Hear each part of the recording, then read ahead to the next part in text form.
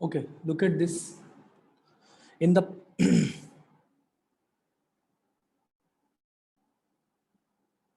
in the passage given below, there are blanks which are numbered 1 to 10. They are to be filled with options. Closed test laga.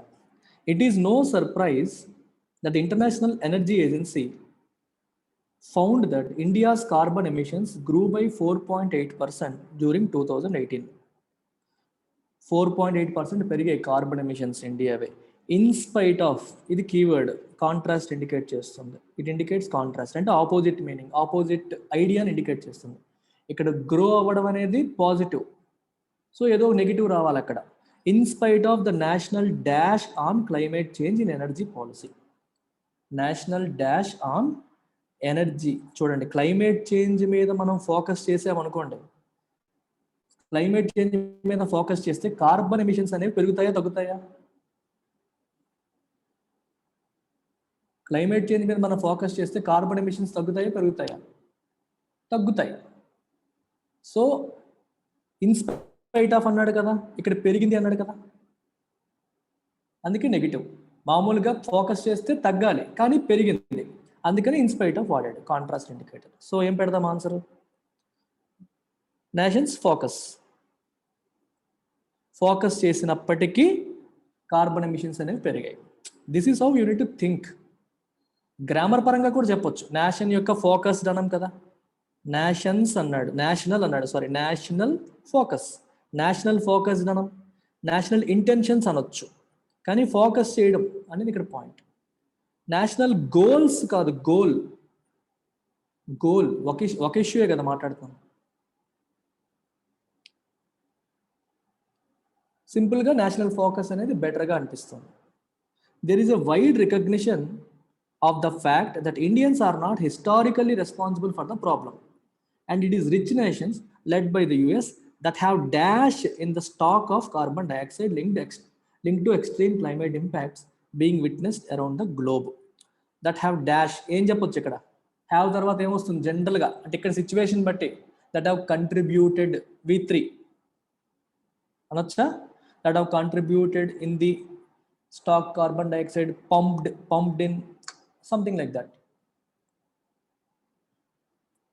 have pumped in. అంటే problem అనేది India లాంటి country కాదు హిస్టారికల్గా. Issue ఎవరిది? Rich nations అనేవి main problem. Rich nations నుంచి మనకి issue వస్తుంది అనేది problem. That have pumped in, have plus V3 present perfect tense, the stock of carbon dioxide link to extreme climate impact being witnessed around the globe. As the IEA points out, India's emissions have grown. India emissions perigai, but per capita remains less than 40% of the global average.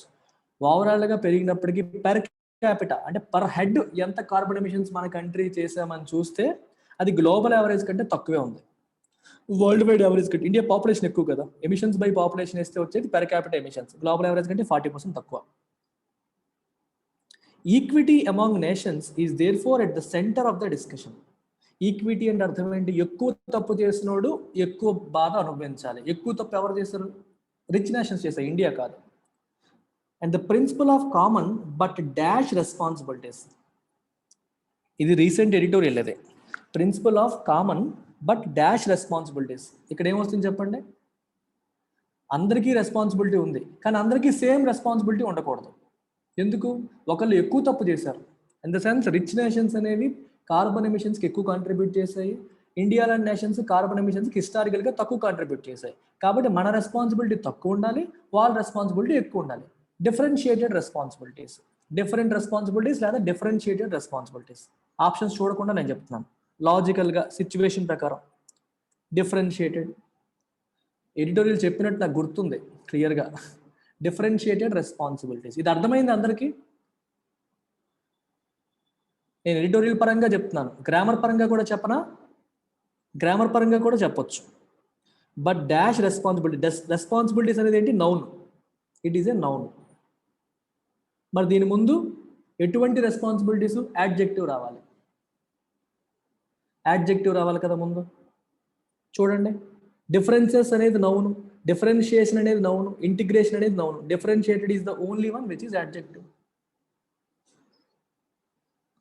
Done. మీకు doubt వచ్చింది అనుకో, అది noun adjective ఎలా తెలుస్తుంది sir అని. Integration person అంటామా, integration issue అంటామా, integrated issue. Integrated is adjective, integration is noun. Differentiated is adjective, differentiation is noun. Answer is differentiated. Grammar పరంగా చెప్పొచ్చు, లాజికల్గా కూడా చెప్పొచ్చు. అందరికీ సేమ్ రెస్పాన్సిబిలిటీస్ ఉండకూడదు, ఒక్కొక్కరికి ఒక్కో టైప్ ఉండాలి అని. Reassuring as this may be, the universal challenge of climate change has grown to such proportions అంటారు జనరల్గా, has grown to such proportions లేదా such levels లేదా such అలా వస్తుంది. చూడండి ఏముందో ప్రపోర్షన్స్. ఇది చెప్పడం వల్ల నాకు తట్టేస్తున్నాయి వెంటనే. నాకు మామూలుగా కామన్ సెన్స్తో వచ్చేస్తుంది వర్డ్, ఆప్షన్స్ చూడకపోయినా. And this is how you need to build your skill. మీరు కూడా చదివేటప్పుడు ఆ ఫ్లోలో రావాలి, సచ్ లెవెల్స్, సచ్ ప్రపోర్షన్స్. అప్పుడు మీకు ఆప్షన్ చూడగానే పెద్ద కష్టం అనిపించదు. అంత లెవెల్కి వెళ్ళిపోయింది, అంత ఇదైపోయింది అని అంటాం. That urgent action to sharply cut carbon emissions is crucial. Intensive measures in key sectors, scaling up renewables to raise their share in energy mix, greening transport, updating building codes, and dash energy efficiency. ఇది మీరు చాలా easy. ఇది ఇలాంటి క్వశ్చన్స్కి ఏం చేయాలో చూడండి. ఇలాంటి క్వశ్చన్స్కి ఎలా హ్యాండిల్ చేయాలో చూడండి. చూడండి ఇక్కడ, scaling up renewables to raise their share in energy mix, greening transport, తర్వాత ఏం రాశారు, అప్డేటింగ్ బిల్డింగ్ కోడ్స్. 5వ ఆప్షన్ చూడండి. ఇప్పుడు ఏం పెడతారు ఇక్కడ, ఆ ఫ్లోలో వెళ్ళిపోండి. రైజింగ్ అన్నిట్లో ఏముంది, ఇంగ్ ఫామ్ ఉంది. కంటిన్యూస్ టెన్స్ కాదు అది, ఇంగ్ ఫామ్ ఉంది. ఆన్సర్ ఏమవుతుంది, రైజింగ్, పెంచడం. అర్థమైందా మీకు? దాన్ని పెంచడం. కంటిన్యూస్ టెన్స్ ఎప్పుడు వస్తుందంటే be form plus V1 plus ing వస్తేనే కంటిన్యూస్ టెన్స్ అని అనాలి. బీ ఫామ్ లేకుండా ఇది కనిపించినప్పుడు కంటిన్యూస్ టెన్స్ అనకూడదు, గుర్తుపెట్టుకో. So answer is rising. ఇది ఎలా చెప్పాం మనం, ప్యారలలిజం. ప్యారలలిజం అంటే ఏంటి, స్ట్రక్చర్ చూసుకోండి. 4-5 విషయాలు చెప్తున్నారు. స్కేలింగ్ అప్ అన్నావు, తర్వాత ఏమన్నావు, గ్రీనింగ్ అన్నావు, తర్వాత అప్డేటింగ్ అన్నావు. అదే ఫ్లోలో ఏమొస్తుంది, ing form, updating building codes. అలాగా అర్థమవుతుందా అందరికీ? Whatever I'm trying to say. కొన్ని ట్రిక్స్ ఇవన్నీ అంటే అబ్జర్వ్ చేయాలి. వీటిని బ్లైండ్గా వెళ్ళకూడదు, అల్టిమేట్గా కాంటెక్చువల్గానే పెట్టాలి. కానీ అబ్జర్వ్ చేయాలి ఈ చిన్న చిన్న విషయాలని. ఈ మైన్యూట్ థింగ్స్ అబ్జర్వ్ చేస్తే మీకు ఈజీ అయిపోతుంది ఎగ్జామ్లో. Don't miss dum. ఎవ్రీబడి, కొత్త వాళ్ళు అర్థమవుతుందా, ఎప్పుడు రెస్పాండ్ అయ్యే వాళ్ళు అవుతున్నారు. అందరూ చెప్పండి ఒకసారి, నేను చెప్పిన పాయింట్ అర్థమైందా మీకు? స్పీడ్ ఓకేనా? అభిషేక్ నువ్వు కొత్తోడువా, ఇవాళ జాయిన్ అయ్యావా? Right, very good. Yeah. At the global level, renewable source of energy grew by 7% during 2018, but that pace is dash insufficient. Insufficient ఏంటి చెప్పండి? It's a noun. ఏమంటాం మనం దాని ముందు, ఏమంటాం? ఇన్సఫిషియెంట్ ముందు ఏం పెట్టాలి, యాడ్జెక్టివ్ రావాలి కదా. బట్ రాసాడు, బట్ ఏం ఇండికేట్ చేస్తుంది, కాంట్రాస్ట్. ఇక్కడ ఏం చెప్పారు, 7% పెరిగింది అన్నాడు, కానీ అది సరిపోదు, అది అస్సలు సరిపోదు. ఆ సెన్స్లో మీకు వస్తుంది answer. Renewable energy, source of renewable energy పెరిగింది 7%, కానీ ఆ పేస్ అనేది అస్సలు సరిపోదు. ఏం పెడతాం మరి?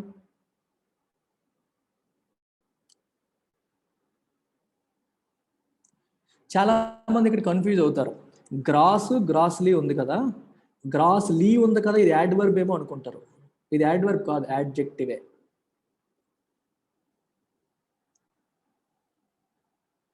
సారీ, యాడ్వర్బే. I'm sorry. ఎందుకంటే ఇన్సఫిషియంట్ ఏంటి, ఐఎమ్ రియల్లీ సారీ. ఇన్సఫిషియంట్ అనేది యాడ్జెక్టివ్ కదా. I'm really sorry.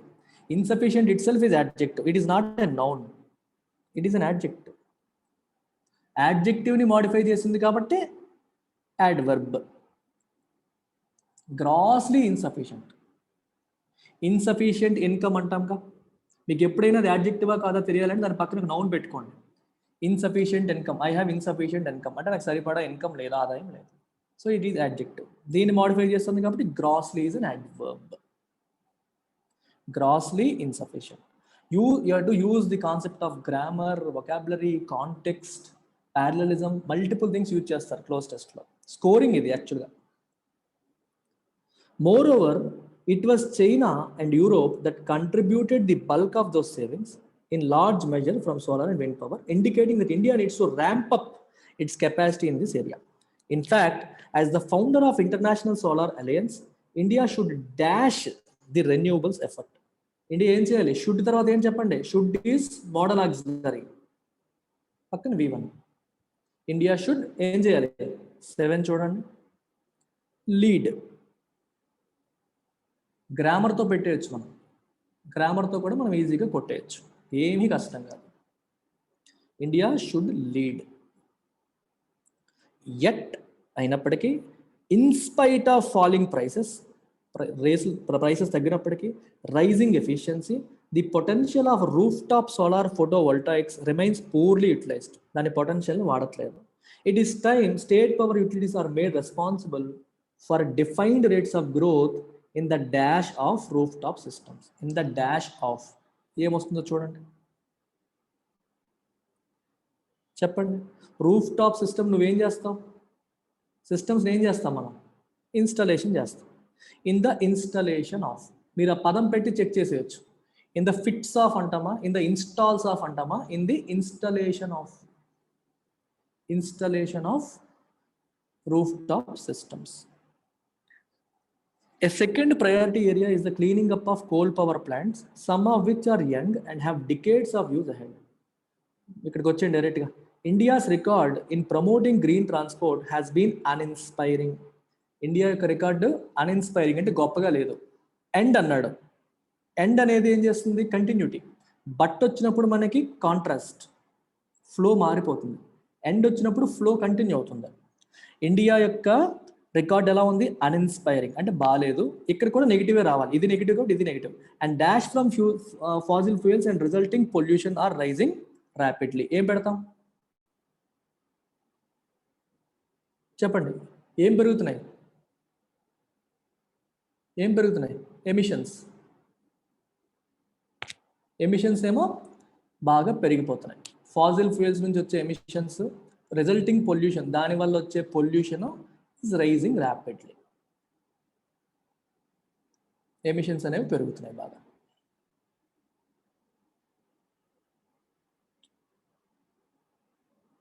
ఓకే, ఇక్కడ కేర్ఫుల్గా మీరు అబ్జర్వ్ చేయాల్సింది ఏంటంటే, గ్రామర్ చూసుకోండి. ఎండ్తో కనెక్ట్ చేసేటప్పుడు సిమిలర్ ఐడియాస్ని కనెక్ట్ చేస్తాం, ఈక్వల్ వెయిట్ ఉన్న వాటిని కనెక్ట్ చేస్తాం. For example, I like Sachin and Dravid. ఇద్దరు క్రికెటర్స్, ఇద్దరు players. I like eating and reading, 2 activities. ఇలా అనమాట. అంటే సిమిలర్గా ఉండేవి, ఒకేలాంటి ఐడియాస్ ఉన్నప్పుడు మనం ఎండ్ వాడతాం. I like dancing and eating అట్లా. ద సెంటర్స్ లాస్ట్ ఇది కదా. It has the rare opportunity to choose green growth and dash fossil fuels for future energy pathways and infrastructure. చూడండి, it has the rare opportunity to choose growth and dash fossil fuels. కేర్ఫుల్గా observe చేయండి, ఏ పదం పెడదామో చూద్దాం. షన్నింగ్, దాన్ని avoid చేస్తూ. షన్నింగ్ అంటే అర్థం ఇక్కడ ఏ మీనింగ్ వస్తుందంటే దాన్ని అవాయిడ్ చేస్తూ, ఫాసిల్ ఫ్యూయల్స్ని అవాయిడ్ చేస్తూ గ్రీన్ ఎనర్జీని పెంచే ఒక రేర్ ఆపర్చునిటీ మనకు వచ్చింది. అక్కడ షన్నింగ్ అంటే మీనింగ్ అంటే అది అవాయిడ్ చేస్తూ అని, వేరే ఫిట్ కావు. It has the rare opportunity to choose green growth. Green గ్రోత్ని చూస్ చేసుకునే రేర్ ఆపర్చునిటీ వచ్చింది. షన్నింగ్ ఫాసిల్ ఫ్యూయల్స్, వాటిని అవాయిడ్ చేస్తూ దీన్ని చూస్ చేసుకునే రేర్ ఆపర్చునిటీ ఇండియాకి వచ్చింది. Is that clear? Last sentence meaning India has the rare opportunity to choose green growth. Shunning fossil fuels అంటే వాటిని అవాయిడ్ చేస్తూ, అక్కడ షన్నింగ్ని ఎలా ఎలా అర్థం చేసుకోవాలో చెప్తున్నాను. అవాయిడ్ చేస్తూ అని వస్తుంది అన్నమాట.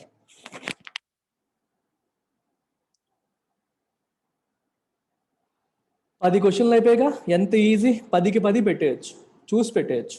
Easy paper. ఎస్బీఐ క్లర్క్ బేసికల్గా పేపర్ ఈజీగానే ఉంటుంది. మీకు పీఓ అంటే కొంచెం చెప్పలేం, కానీ ఇంగ్లీష్ పేపర్ వరకు నాకు తెలిసినంత వరకు మీరు స్కోర్ చేస్తారు బాగా. ప్రతిరోజు రాయండి, డైలీ రాయండి, మిస్ చేయకండి.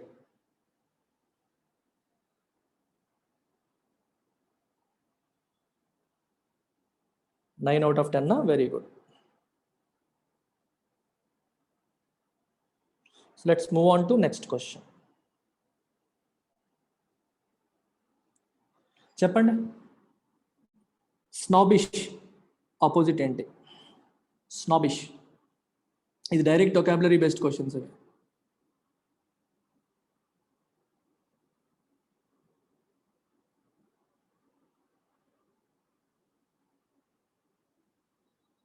ఆన్సర్ ఏమవుతుంది? హంబుల్. హంబుల్. స్నాబిష్ అంటే బాగా బలిసిన వాళ్ళని రెస్పెక్ట్ ఇస్తాడు, అంటే బాగా డబ్బు ఉన్న వాళ్ళని, హై సోషల్ పొజిషన్ ఉన్న వాళ్ళని గౌరవించే వాడిని స్నాబిష్ అంటారు. అరిస్టోక్రాటిక్, డబ్బున్న, ఎలీటిస్ట్. ఎలీట్ అంటే ఎవరు? అందరిలాగా కాకుండా గొప్పోడు అనే సెన్స్ ఎలీట్. పాంపస్ అంటే షో ఆఫ్ చేసేవాళ్ళు. సో ఇవన్నీ సిమిలర్ మీనింగ్స్ వస్తాయి, దగ్గర మీనింగ్స్ వస్తాయి. క్లమ్జీ అన్రిలేటెడ్, సంబంధం లేదు. హంబుల్ ఏమో వినయం, అంటే నీకు షో ఆఫ్ లేదు అని అర్థం, వినయం అన్నమాట. హంబుల్ ఇండికేట్స్ తెలుసు కదా, హంబుల్ పర్సన్ అంటాం, వినయంతో కూడిన. ఓకేనా? అరిస్టోక్రసీ అంటే బాగా రిచ్ పీపుల్ అని, అరిస్టోక్రాట్స్, బాగా హై క్లాస్ పీపుల్ని అరిస్టోక్రాట్స్ అంటారు. అభిషేక్ ఎవరు? స్నాబిషా, హంబులా? ఎలీటిస్ట్. ఎలీట్ అంటే గొప్పోళ్ళు. మీకు ఎలీట్ మ్యాట్రిమోనీ విన్నారా యాడ్? దీన్ని బట్టి మీరు చెప్పేయచ్చు, ఈజీ గుర్తుండిపోతుంది. elitematrimony.com. పెద్దింటి వాళ్ళ కోసం వేరేగా సంబంధాలు అంటవాడు, ఎలీట్ మ్యాట్రిమోనీ. రైట్. అభిషేక్ కోసం హంబుల్ మ్యాట్రిమోనీ అని పెడదాంలే, humblematrimony.com. క్వింటెసెన్షియల్. క్వింటెసెన్షియల్ అంటే విన్నారా అసలు ఈ పదం? అంటే పర్ఫెక్ట్ అనమాట, పర్ఫెక్ట్, క్వింటెసెన్షియల్. చెప్పండి ఏమొస్తుంది? ఆపోజిట్ అడిగాడు. పాజిటివ్ వర్డ్స్ అన్ని కొట్టేయండి. ఇది పాజిటివ్, ఇది positive, impeccable positive, substandard unimportant. ఈ రెండింటిలో ఏది పెడతారు? Substandard is better. అంటే quintessential is kind of the best. Unimportant పెట్టకూడదు. ఇంపార్టెన్స్ గురించి కాదు అక్కడ విషయం, బెస్ట్ క్వాలిటీ అనే సెన్స్లో వస్తుంది. అది బెస్ట్ క్వాలిటీ, ఇది కాదు. అది బెస్ట్ క్వాలిటీ, ఇది కాదు, ఆ సెన్స్లో వస్తుంది మనకి. మోస్ట్ పర్ఫెక్ట్, బెస్ట్ అని, బెస్ట్ పర్ఫెక్ట్, బెస్ట్ ప్రొడక్ట్ ఇది అంటాం. ఇది అంత సబ్ స్టాండర్డ్ ప్రొడక్ట్, అంత హై క్వాలిటీ ప్రొడక్ట్ కాదు, లో quality product, sub standard.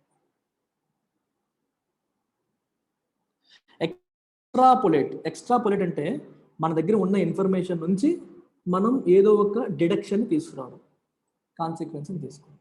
Exact.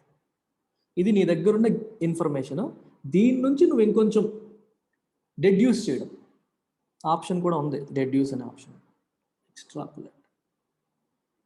With the given information you will try to predict. నువ్వు ప్రిడిక్ట్ చేయడానికి ట్రై చేస్తావు, డెడ్యూస్ చేస్తావు. మీ సిల్లాజిజం లాగా, సిల్లాజిజంలో ఏం చేస్తారు? యూ విల్ హ్యావ్ 2 ఆర్గ్యుమెంట్స్, దాని నుంచి మీరు కన్క్లూజన్ డ్రా చేయడానికి ట్రై చేస్తారు. అంతేనా? What are you doing there? You're deducing. Extrapolation. Is that clear to everyone? చెప్పాలా ఎక్స్ట్రాపులేట్ అంటే? ఇంకా ఏదైనా మీనింగ్ చెప్పనా, ఎగ్జాంపుల్ చెప్పనా ఎక్స్ట్రాపులేట్కి?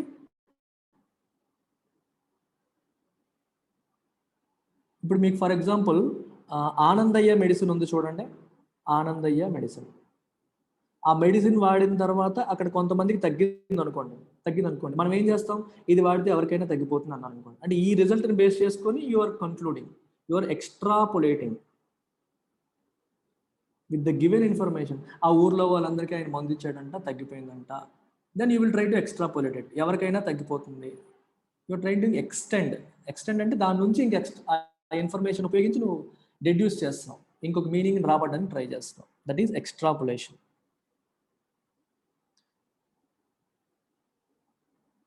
నాన్చలెంట్ నాకు చాలా ఇష్టమైన పదం ఇది. నాన్చలెంట్ అంటే రియాక్షన్ లేకపోవడం, ఉండాల్సిన రియాక్షన్ లేకపోవడం, ఎక్సైటెడ్గా ఉండాల్సిన చోట కూడా సైలెంట్గా ఉండడం, కంపోజ్డ్, కామ్ అనే మీనింగ్ వస్తుంది. నాన్చలెంట్ అనే పదాన్ని నేను ఒక ఎస్సేలో వాడాను. ఎస్సే అంటే నేను ఎప్పుడు కూడా నా పెళ్లి రోజున, ఒక 8th ఏప్రిల్ నా పెళ్లి రోజు, ఆ రోజు మీ మేడంను ఉద్దేశించి నేను రాస్తూ ఉంటాను. రోజు ప్రతి సంవత్సరం కూడా రాస్తాను, ఇంత రాస్తూ ఉంటాను తలుచుకొని. ఒకసారి రాసినప్పుడు ఈ పదాన్ని వాడాను నేను. అంటే తన గురించి రాస్తూ ఏం రాశానంటే, మెసేజెస్ లైక్ ఇలా రాశారనమాట. మెసేజెస్ లైక్ అంటే తను ఒక డిఫరెంట్ పర్సన్ అని చెప్పడానికి, messages like I love you elicit nonchalant responses like okay. ఎవరికన్నా బాగా ఇష్టమైన వాళ్ళకి ఐ లవ్ యూ అని చెప్తే ఐ లవ్ యూ టూ అనో, థ్యాంక్ యూ అనో, ఒక సింబల్ పెట్టడమో చేస్తారు. మా మేడం గారికి ఐ లవ్ యూ అని మెసేజ్ పెడితే ఇది రెస్పాన్స్. అందుకే నాన్చలెంట్ అయింది. అంటే ఎక్సైట్మెంట్ లేకుండా డల్గా, సింపుల్గా అలా. అర్థమైందా మీకు అందరికీ?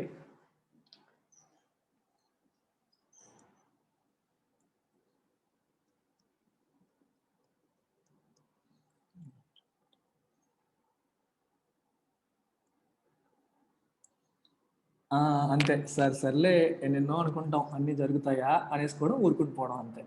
మనకి ఇదే ప్రాప్తం. మనం ఎన్ని రాస్తే ఏంటి, మేడం గారు రెస్పాండ్ అవ్వనప్పుడు. అంతే.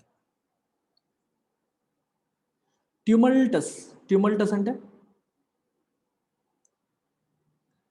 కామ్గా, కంపోజ్డ్గా, సింపుల్గా ఉండకుండా హడావిడి అండ్ పెద్ద పెద్ద కన్ఫ్యూజన్తో, గందరగోళంతో, డిస్టర్బెన్స్తో ట్యూమల్టస్ అని ఆ పదం అలా వాడతాం అనమాట. అలాంటి మీనింగ్ ఏముంది చూడండి. డిస్కంఫర్టింగ్ అని పెట్టొచ్చు. ఇంకేం పెట్టొచ్చు? ఎక్సైటెడ్ కాదు, excited is not a correct word.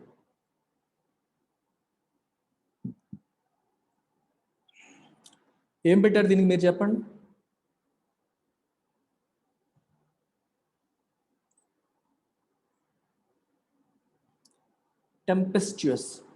టెంపెస్ట్యూయస్ అంటే turbulent.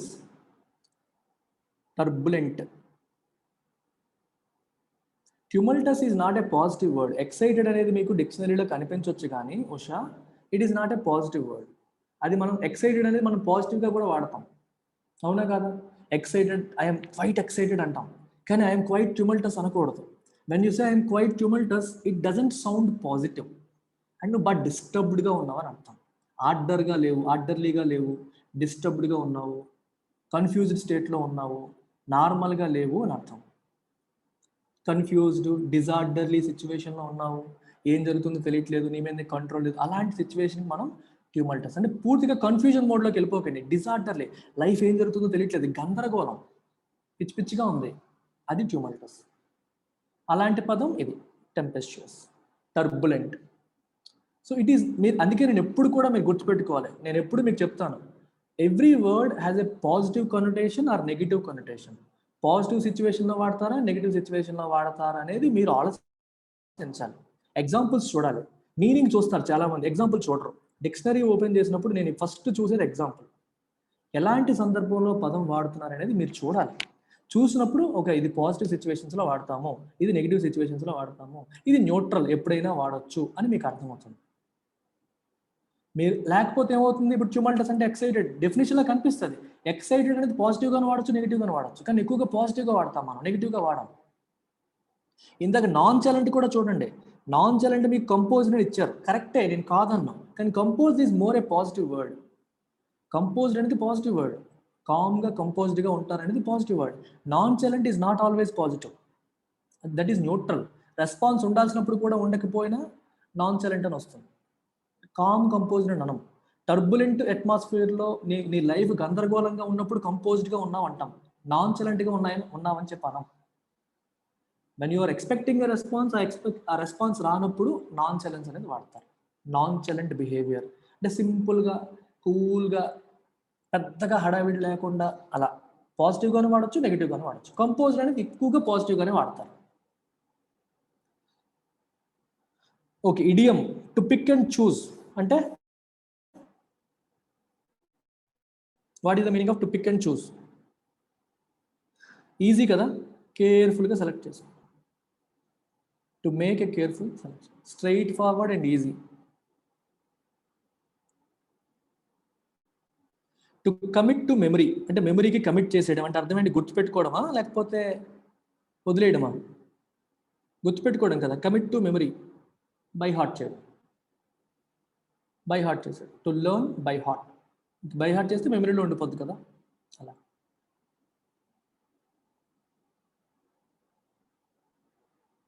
To set the Thames on fire, if you're setting something on fire ఏం జరిగిద్ది?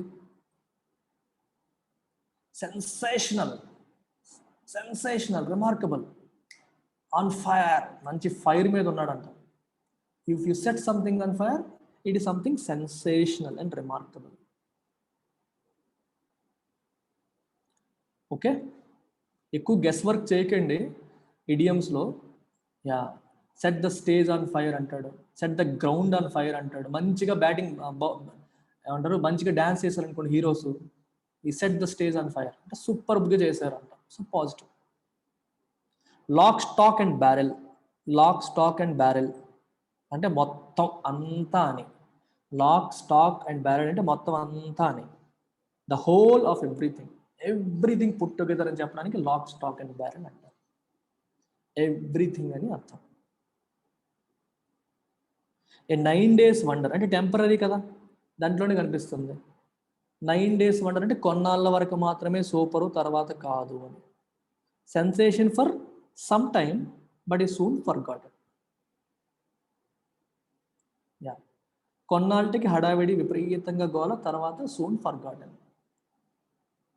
దాని గురించి ఎవడూ పట్టించుకోరు, ఆ కొన్నాళ్ళ పాటే దాని గురించి అందరూ మాట్లాడేసుకుంటారు, సెన్సేషనల్ మాట్లాడతారు, తర్వాత ఎవ్రీబడి ఫర్గెట్స్ ఇట్. అలాంటి దాన్ని we call it 9 days wonder, 3 నాళ్ళ ముచ్చట అలాంటిది. ఓకే, ఇది ఈజీ కదా, ఈజీగా మీకు ఆప్షన్స్ నుంచి కూడా వెళ్ళిపోవచ్చు.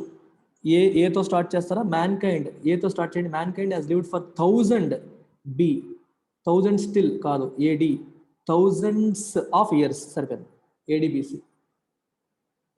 అర్థమైంది ఎలా చదువుతున్నాను నేను? You start with anything, go with options and then try to go with the flow.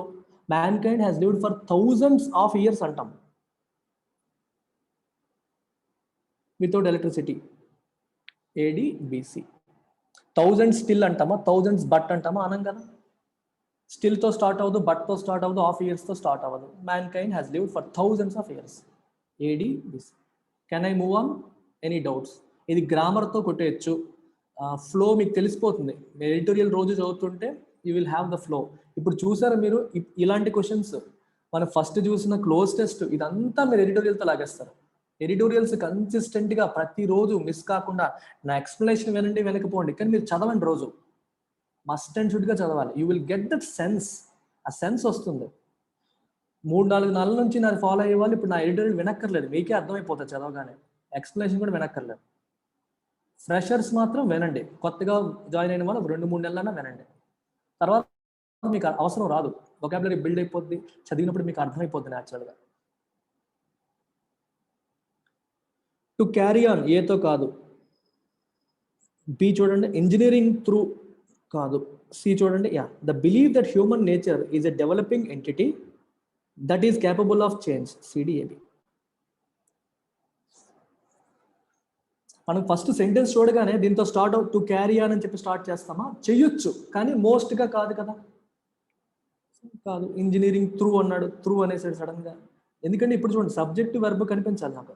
The believe that human nature is verb కనిపించింది, సో బెటర్గా కనిపించింది. CDAB, the believe that human nature is a developing entity. Next sentence మరి ఆలోచించను, ఎందుకంటే సితో ఇది ఒకటే ఉంది, verify చేసుకుంటాను అంతే. The believe that human nature is developing entity that is capable of change had energised Mahatma Gandhi to carry on his experiments in social engineering. సరే, to carry on his experiments in social engineering. Can I move on?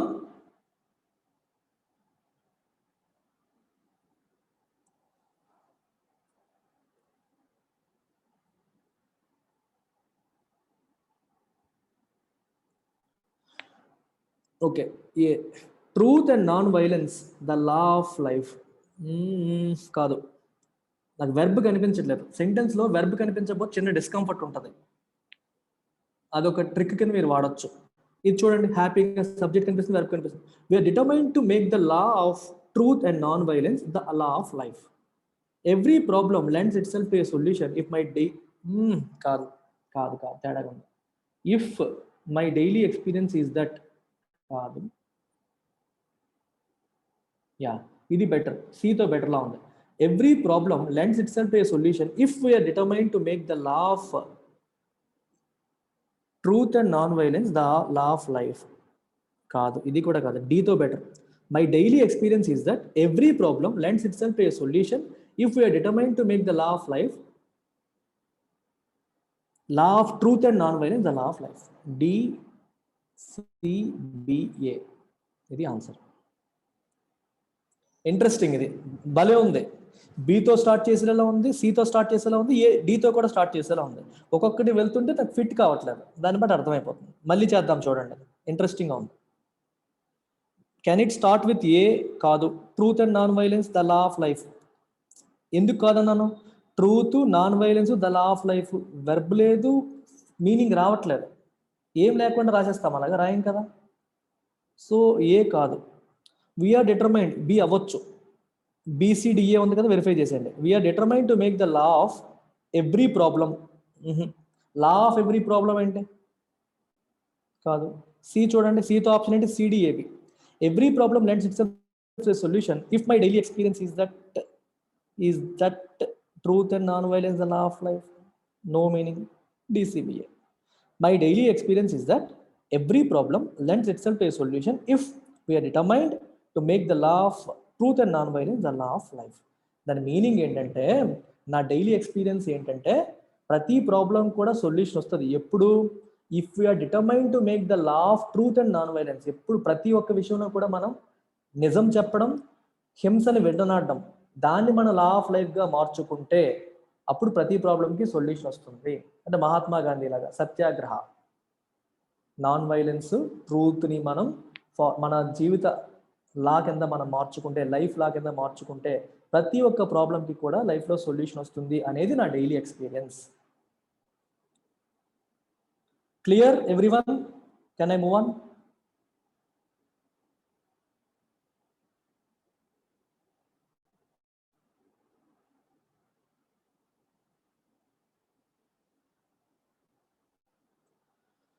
Okay, 2 ఏళ్ళు.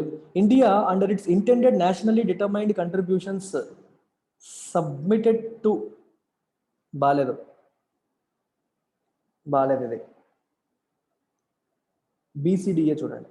The United nations framework convention on climate change, turns of CO2 through additional forest cover by pledges to create an additional carbon sink. ఏంటి, ఏది sync అవ్వట్లేదు? Submitted to, okay, under it's intended national determined,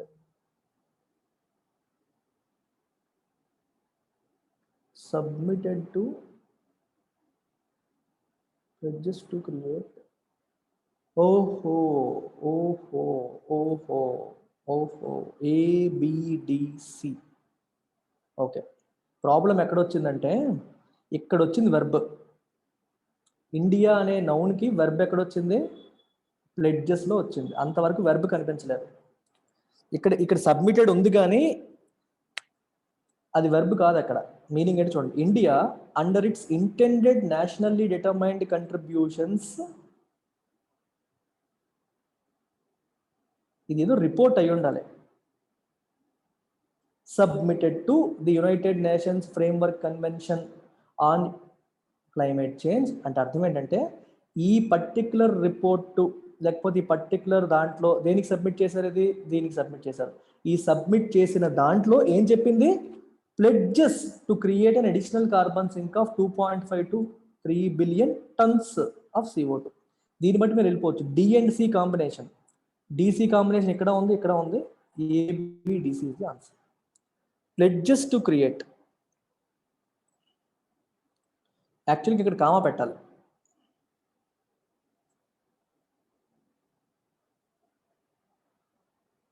అర్థమైందా? Problem ఎక్కడ వచ్చిందంటే comma పెట్టలేదు. ఇలా రాయాలి sentence. India comma under nationally determined contribution submitted to UN 2015 comma pledges to India pledges. ఇదంతా additional information. Pledges to create an additional carbon sink of this tons of. D and C combination అయిపోయింది. B and D కూడా. B and D ఎందుకు, B and D అని చెప్పలేము, అది ఎలాగో వస్తుంది comma.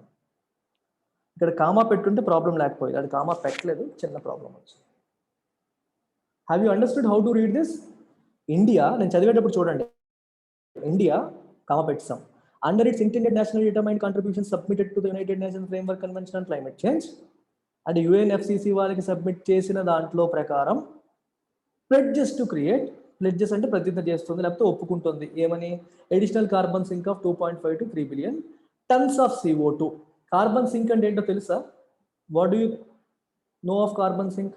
Carbon sync అంటే అంత కార్బన్ డైఆక్సైడ్ని పీల్చేసేది, అంటే ఫారెస్ట్లు, చెట్లు. అందుకే రాశారు additional forest cover by 2030. If something is a carbon sink, it means it sinks carbon. ఆకాశంలో ఉన్న కార్బన్ డైఆక్సైడ్ని గాలిలోని కార్బన్ డైఆక్సైడ్ పీల్చేస్తుంది. పీల్చేవి ఏంటి? చెట్లే కదా. అలాగే అన్ని చెట్లు మేము నాటుతాము, అంత కార్బన్ డైఆక్సైడ్ని పీల్చేయడానికి మేము ప్రయత్నిస్తామని ఇండియా చెప్తాం.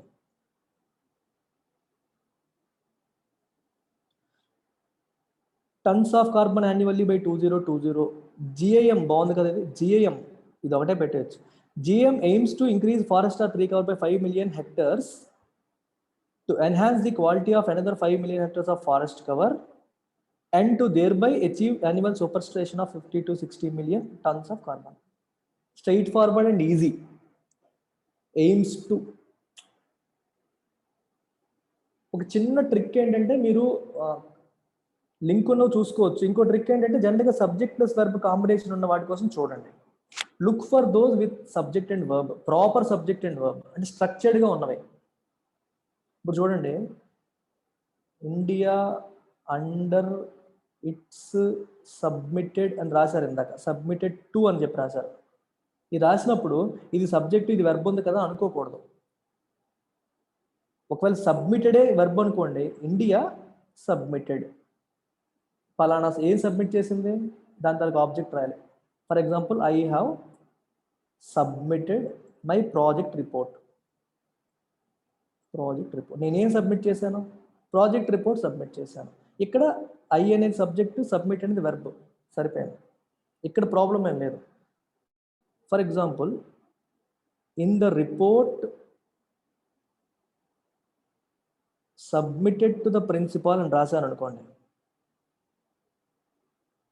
ఇక్కడ వెర్బ్ లేదు, సెంటెన్స్ పూర్తి కాల.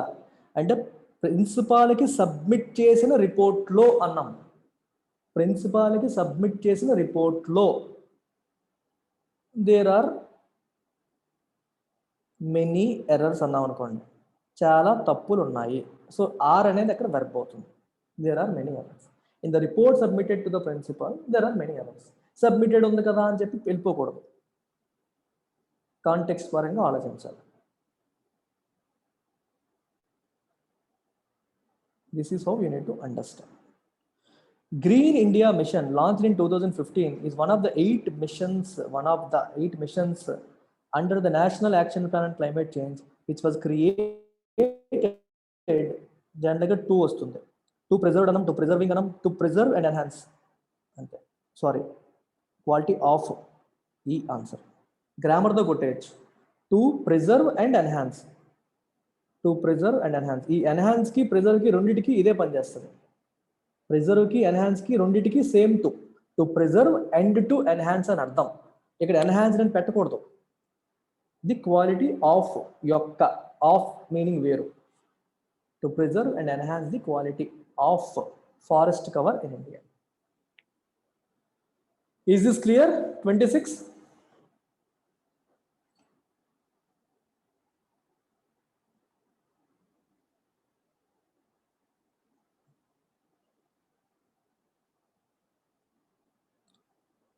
The progress of Green India mission has been severely limited.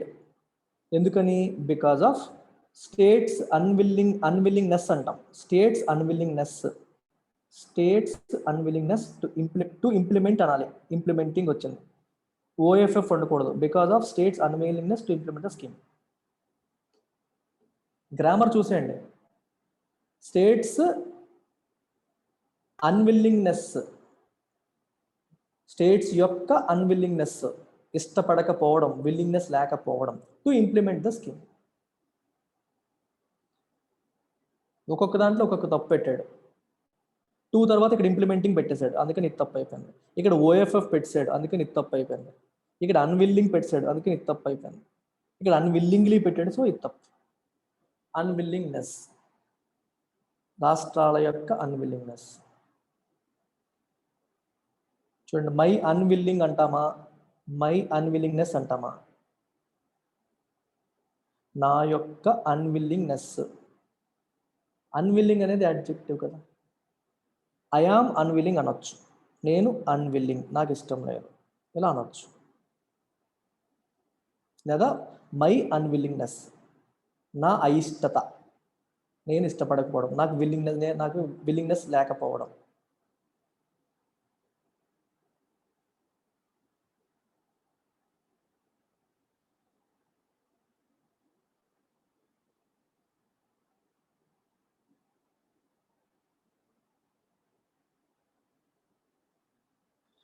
The prescription that electioneering shall stop 48 hours before voting takes place is meant to provided anam, to provide voters the serenity, known ravale, voters the serenity to think for themselves.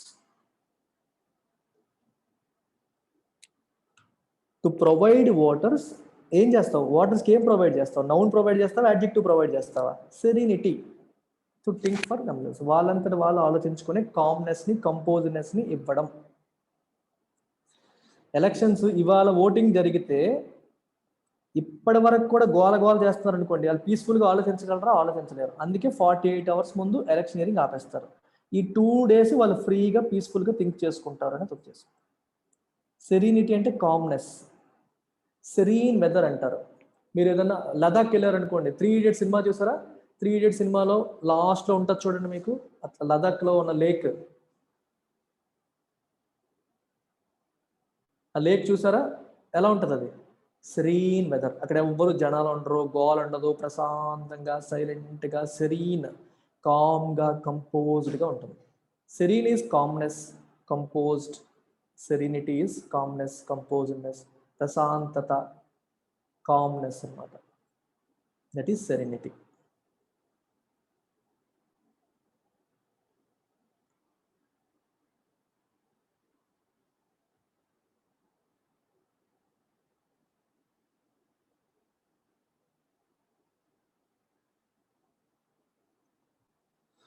Political parties which try to vitiate electioneering with extraneous factors so as to determine how citizens exercise their franchise can have no interest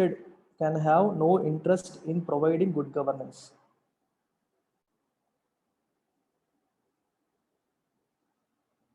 Can have no interest in providing good governance. Good governance provide చేయడంలో వాళ్ళకి can have no interest అని అంటాం. Grammar పరంగా వెళ్ళిపోండి. Can have no interest. can have no interested anam, can have no interest in providing good governance. Ante.